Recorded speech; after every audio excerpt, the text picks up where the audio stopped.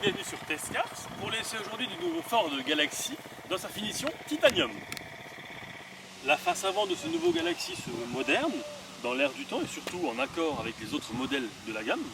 On retrouve une caméra à 180 degrés, une calandre de grille chromée, des capteurs à l'avant, feu anti-brouillard, feu dynamique à LED, jantes 19 pouces. On poursuit avec l'encadrement des portières en chrome, des vitres pardon, chromées.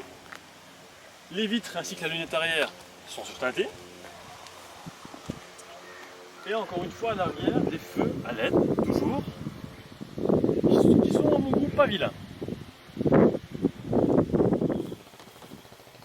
Le moteur est ici un 2 litres qui développe 180 chevaux, associé à une boîte 6 équipée du stop and start, en sachant qu'il existe également un 2 litres diesel biturbo de 210 chevaux, toujours en 2 litres 120, 150 ou 180 chevaux comme ici, mais également en essence, 1 litre 5, 160 chevaux et 2 litres 240. Les motorisations en essence étant des moteurs EcoBoost. Pour une consommation mixte de 6 litres 8 au 100 km. Lorsqu'on rentre à bord, lorsqu'on s'installe à bord de ce nouveau Galaxy, la première chose qui tranche vraiment avec les anciennes générations, c'est que la planche de bord est épurée au possible et c'est pas plus mal. Sur le volant, qui plus est chauffant, qui offre une bonne prise en main, pour aussi pas mal de commandes, mais il n'y en a pas non plus des tonnes. Côté confort, on est très bien installé sur des sièges sport, donc toute la sellerie au sein de l'habitacle est en cuir. Quoi dire d'autre? Donc sièges électriques qui peuvent être, je crois, massants en option, mémorisables sur 3 niveaux, rétro électrique également, et différentes aides qu'on va voir dans un instant. Pour l'instant, j'aimerais juste montrer en dessous des sièges, que ce soit conducteur ou passager, il y a un petit peu de rangement. Et aussi, là où il y a énormément de rangement, c'est ici, en dessous de la coudoir centrale. C'est juste énorme. Voilà. On pourrait presque y rentrer un bras.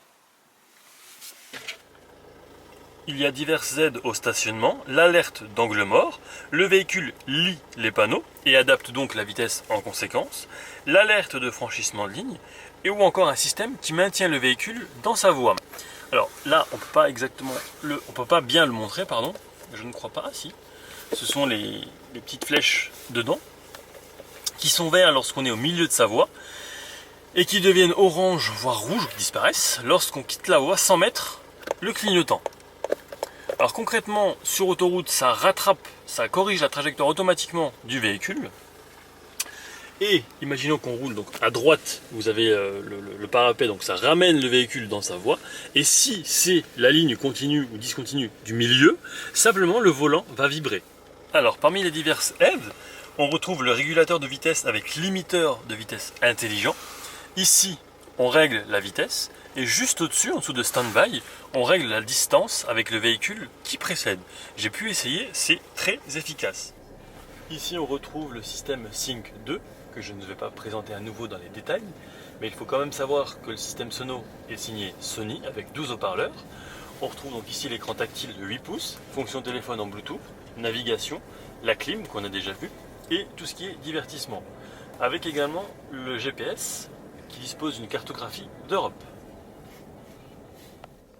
Il y a une petite commande donc, ici pour la caméra à 180 degrés, qui plus est fractionnée. Et pour l'arrière, c'est très simple, il suffit d'enclencher la marche arrière. Au sein de ce nouveau Galaxy, la climatisation se veut trizone. À l'avant, évidemment, mais aussi à l'arrière. Véritable puits de lumière, le toit vent électrique et juste derrière, le toit panoramique.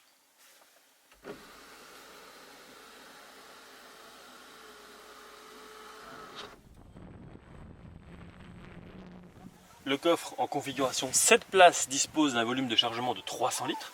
Et ce qui est pas mal, c'est que la troisième rangée de sièges se veut électrique. Alors, si on peut la rabattre électriquement, eh bien, ce qui est original, on peut aussi la remonter électriquement. Et tout de suite, on va s'intéresser à la deuxième rangée. Si j'appuie en même temps, ça va sûrement pas fonctionner. Voilà. Donc, Voilà, même chose pour la rangée du milieu. Et là tout de suite on passe à un volume de chargement de 2339 litres. C'est plutôt pas mal. Ce qui est bien, notamment chez Ford, en passant le pied en dessous, le coffre s'ouvre automatiquement grâce au rayon motorisé. Alors évidemment quand on a les sacs de course, c'est pratique. Direction adaptative et suspension arrière intégrale font qu'au final, et malgré les 1800 kg de ce nouveau Galaxy, on a l'impression de conduire une berline. D'ailleurs, le niveau de confort est égal à celui d'une berline. Quant à l'acoustique, ce qui est pas mal, c'est que le ciel de toit a été optimisé, ce qui permet de réduire le bruit. Alors concrètement, en plus d'être silencieuse à l'intérieur, mais aussi à l'extérieur, on est très bien installé. Et la conduire a été vraiment un véritable plaisir. C'est pas du tout cette place, un veau, on va dire, si je caricature un petit peu, un gros truc qu'on aura du mal à conduire. Non, c'est vraiment très agréable. C'est d'ailleurs une bonne surprise. Je tiens à ce propos à remercier Ford Belgique pour le prêt du véhicule, mais également CF Photographie pour les photos. Et vous retrouverez l'article complet sur Tescar. Tescar, c'est aussi évidemment sur les réseaux sociaux, sur Facebook, Twitter, LinkedIn et Google+. Quant à nous, on se retrouve très vite pour un prochain essai. À bientôt!